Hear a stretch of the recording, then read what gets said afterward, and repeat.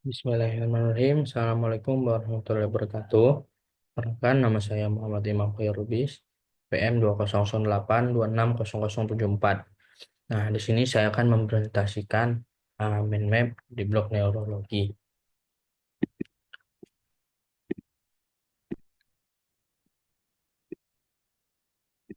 Baik, untuk mind map saya itu berjudul TTH atau Tension Type Headache atau sakit kepala tipe tegangan. Nah, kita masuk. Yang pertama,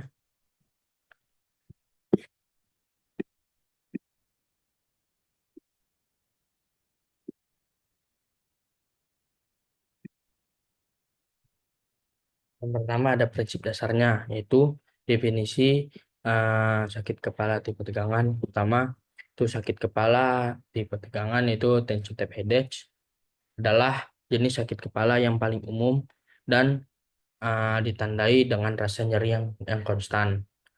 Umumnya terasa seperti tekanan di seluruh kepala atau ketegangan di leher dan bahu. Nah, penyebab utamanya yaitu stres emosional atau fisik yang berlebihan, ketegangan otot akibat postur yang buruk atau aktivitas yang berkepanjangan. Nah, untuk gejalanya ada dua, ada ciri-ciri umum dan durasi dan frekuensinya. Termasuk ke ciri-ciri umum, dan nyeri yang terasa ringan hingga sedang itu seringkali bilateral. Karakter nyerinya itu menekan atau mengikat, eh, atau tidak berdenyut, intensitasnya ringan atau sedang, tidak diperberat oleh aktivitas rutin. Kemudian tidak ada gejala tambahan seperti mual atau sensitivitas terhadap cahaya. Dan eh, dari durasi dan frekuensinya, pertama dapat berlangsung dari beberapa jam hingga beberapa hari. Dan sakit kepala episodik terjadi kurang dari 15 hari per bulan, sedangkan sakit kepala kronis itu lebih sering.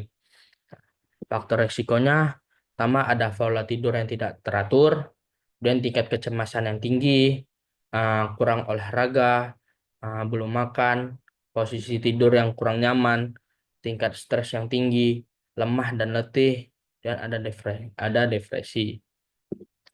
Untuk diagnosisnya, jadi proses diagnosisnya ini, pertama diagnosis itu berdasarkan riwayat medis dan dan pemeriksaan fisiknya.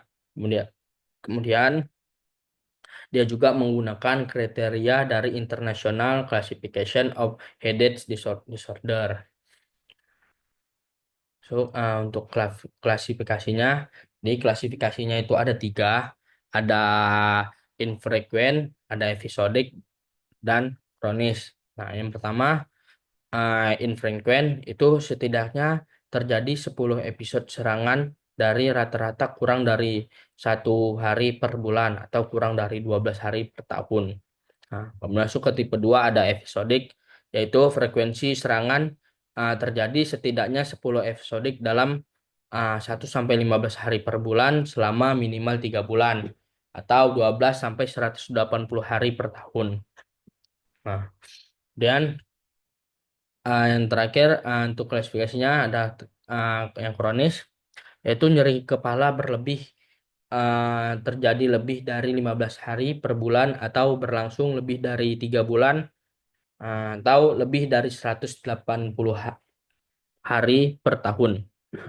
Untuk untuk tata laksana farmako, dia menggunakan analgesik seperti ibuprofen atau paracetamol untuk meredakan nyeri. Nah, pertama ada dan untuk dosisnya, pertama ada ibuprofen dewasa yaitu 200 sampai 400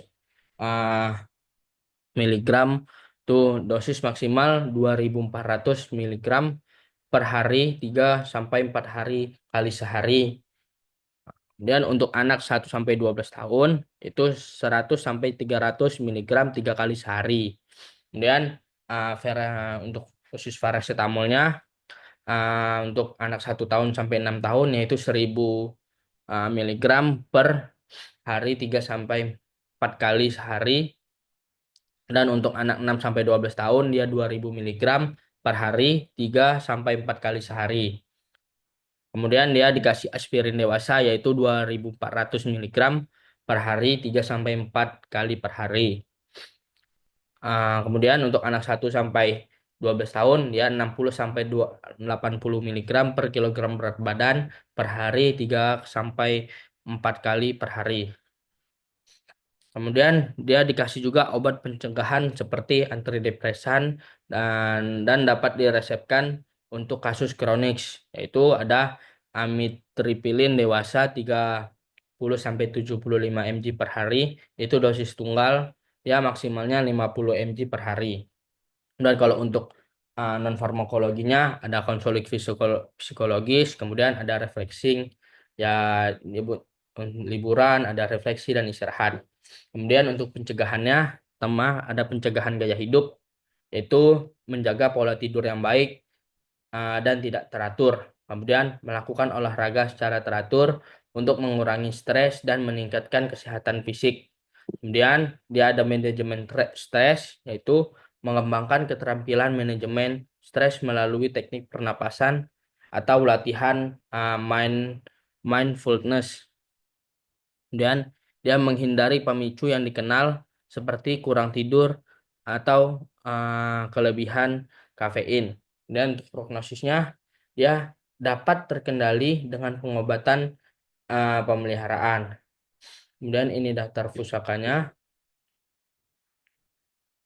Mungkin hanya itu yang dapat saya sampaikan. Kurang lebihnya mohon maaf. Apabila ada kata-kata yang salah itu datangnya dari saya dan apabila ada kata-kata yang benar itu datangnya dari Allah Subhanahu wa taala. Sekian, wassalamualaikum warahmatullahi wabarakatuh.